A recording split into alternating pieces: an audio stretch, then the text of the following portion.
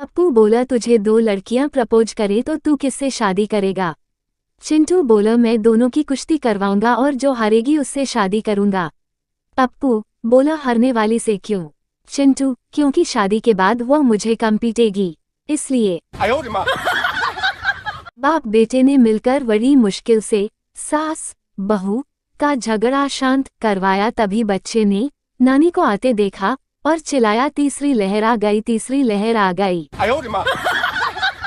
बहुत खूबसूरत हो तुम, खुद को दुनिया की बुरी नजरों से बचाया करो, सिर्फ आंखों में काजल ही काफी नहीं, गले में नींबू मिर्च और चप्पल भी लटकाया करो।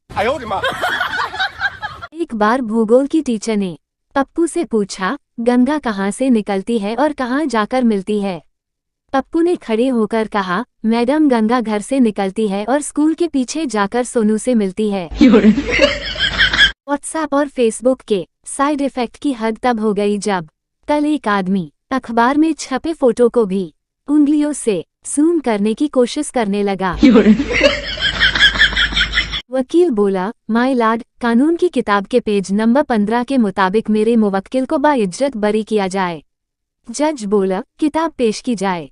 किताब पेश की गई। जज ने पेज नंबर 15 खोला तो उसमें 1000 के 5 नोट थे। जज मुस्कुराते हुए बोला बहुत खूब, इस तरह के 2 सबूत और पेश किए जाए। संता इंटरव्यू देने गया। बंता बोला व्हाट इज योर नेम? संता बोला होला। बंता बोला ये कैसा नाम है? संता बोला जी वो मैं होली के दिन पैदा हुआ था। बंता बोला अच्छा हुआ तो लोहड़ी के दिन पैदा नहीं हुआ। दोस्तों आपसे एक निवेदन है, नए हो तो हमारे चैनल को सब्सक्राइब जरूर कर लीजिए और वीडियो को लाइक कमेंट में बताओ आप कहाँ से हो। संता ने बॉस को एक दिन घर बुलाया। बॉस बोला आपका लड़का कहाँ है? संता बोला यही है अंदर, मैंने नाम पे ही उसका नाम रखा हुआ है। बॉस बोला उसे बुलाना जरा उसे। संता बोला ओए छूतिए बाहर आ। बॉस बेहोश। संता बैंक में अकाउंट खुलाने गया।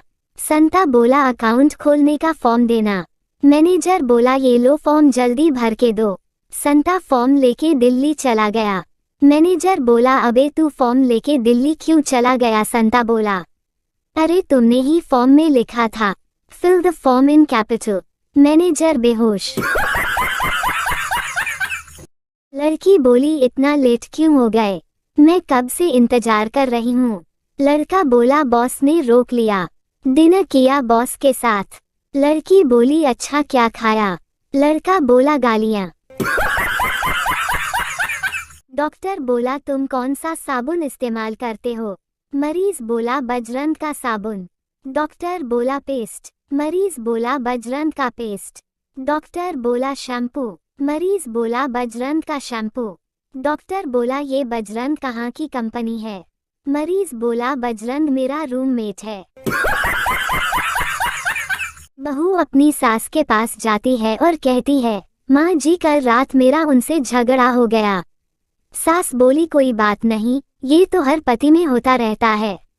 बहू बोली वो तो मुझे भी पता है, पर ये बताइए अब लाश का क्या करना है?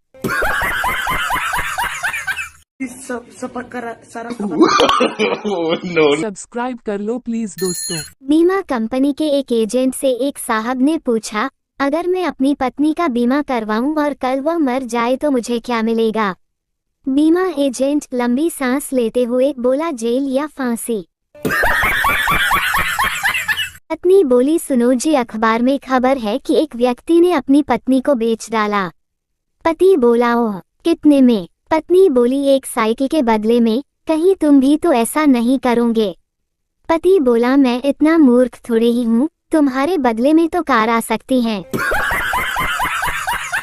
एक बार एक पति ने अपनी पत्नी से मस्खरी करने के इरादे से कहा कल मेरे ख्वाब में एक लड़की आई थी। वाह क्या लड़की थी? पत्नी बोली अकेली ही आई होगी।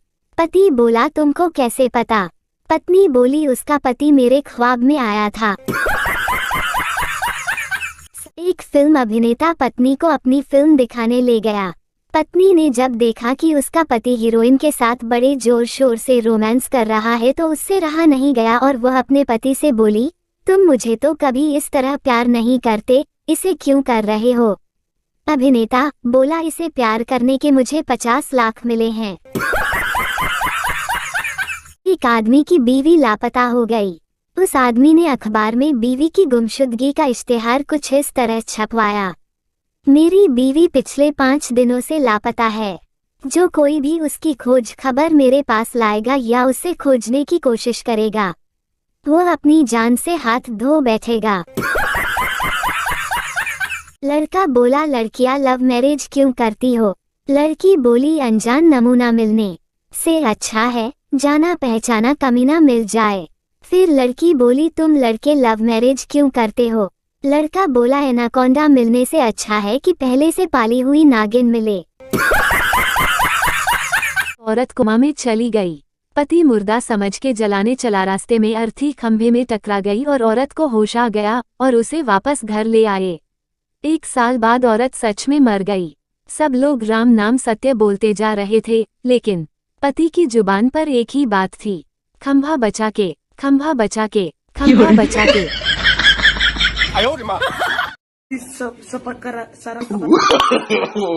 सब्सक्राइब कर लो प्लीज दोस्तों। बुद्धि का उपयोग करने वाले जापान में 603 किलोमीटर घंटा रफ्तार वाली ट्रेन के बाद 7G की टेस्टिंग शुरू हो चुकी है और इंडिया में पढ़े लिखे लोग व्हाट्सएप पर 11 लोगों को ओम नमः शिवाय भेजकर फ्री बैलेंस और चमत्कार की उम्मीद कर रहे हैं, और तो और नहीं भेजा तो अप्रिय घटना की चेतावनी और दे देते हैं। संता अंग्रेजी सीख रहा था। संता बोला, यार बंता, आई एम गोइंग का मतलब क्या होता है? बंता बोला, मैं जा रहा हूँ। संता बोला, अबे ऐसे कैसे जाएगा? साला 20 लोगों से पूछ चुका हूँ, सब चले जाने की बात करते हैं, जवाब बताता जा।